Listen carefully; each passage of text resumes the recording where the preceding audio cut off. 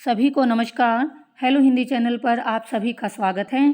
प्रिय विद्यार्थियों, आज की इस वीडियो में हम नागार्जुन की कविता अकाल और उसके बाद इस कविता को पढ़ने जा रहे हैं।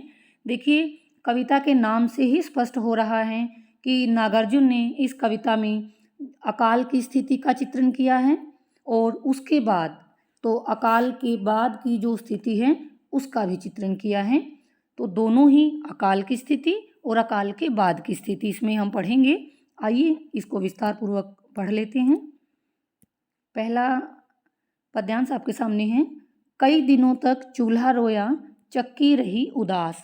तो देश में जब अकाल पड़ गया था जिसके कारण जनजीवन पूरी तरह से अस्त व्यस्त हो गया था, उसी का चित्रण यहाँ पर नागार्जुन जी कर रहे हैं। कई दिनों तक चूल्हा रोया। कवि कहते हैं कि कई दिनों तक, लंबे समय तक चूल्हा रोता रहा। क्यों? क्योंकि उस पर किसी ने कोई खाना ही नहीं बनाया। जब अनाज ही नहीं था घर में तो खाना कैसे बनता? तो चूल्हा भी ठंडा पड़ा रहा। चक्की रही उदास, और चक्की पर भी कोई अनाज पीसने के लिए नहीं आया, तो इस कारण चक्की भी उदास रही।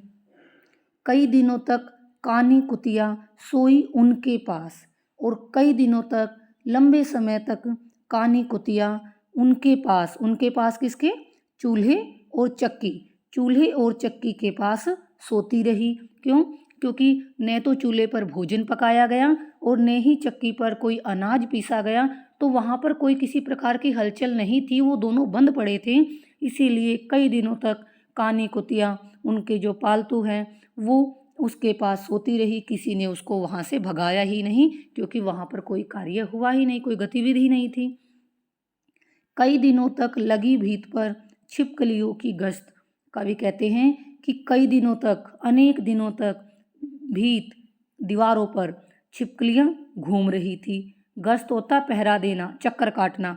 ऐसा लग रहा था मानो छिपकलियां दीवारों पर पहरा दे रही हैं, क्योंकि घर में जब जनजीवन बिल्कुल अस्त व्यस्त था, न चूल्हा जला न चक्की पर कोई कार्य हुआ, तो वहाँ क्या था? कोई हलचल नहीं थी, सब कुछ शांत और सुनसान था।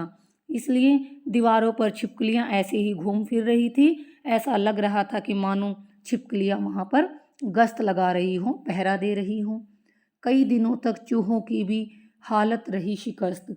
कवि कहते हैं कि कई दिनों तक, लंबे समय तक चूहे, जो घर में चूहे थे, उनकी हालत भी बुरी थी। उनको भी भूखा रहना पड़ा। ऐसा लग रहा था वो भी शिकस्त, मानो पराजित हो गई हों। तो इस प्रकार जो अकाल की स्थिति थी उसका यहाँ पर कवि ने वर्णन किया है कि सब कुछ, क्योंकि न तो उनके पास अनाज था पीसने के लिए, पकाने के लिए, न आटा था, तो ऐसा लग रहा था कि सब कुछ जनजीवन अस्त व्यस्त सा हो गया है। तो उस यथार्थ का चित्रण कवि ने यहाँ पर किया है। दूसरा पद है आपके सामने। दाने आए घर के अंदर कई दिनों के बाद। अब पहले उसमें हमने पढ़ा कि अकाल के कारण कैसे जनजीवन अस्त व्यस्त हो गया।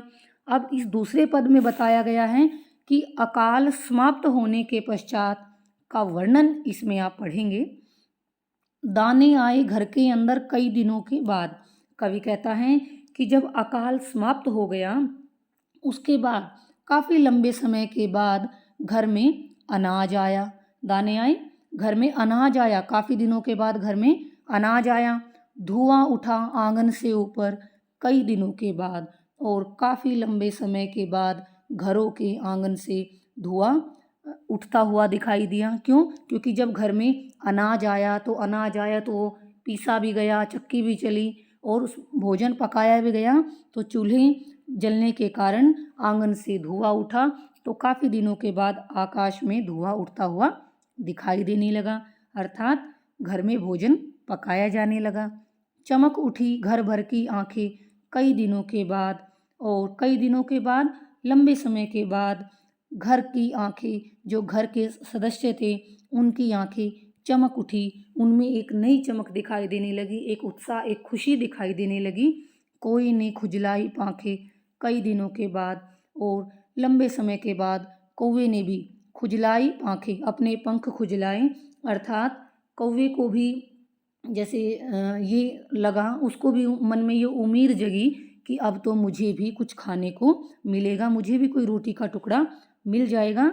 और कौवे ने भी कई दिनों के बाद अपनी पाँखें जो हैं वो खुजलाई, अर्थात उसको भी थोड़ा सा ये आसरा हुआ कि अब तो मुझे भी खाना खाने को मिलेगा। तो इस प्रकार से ये कविता हमने पढ़ी, अकाल की स्थिति और अकाल के बाद की स्थिति। ये कविता इतनी ही थी, बड़ी संक्षिप्त कविता है।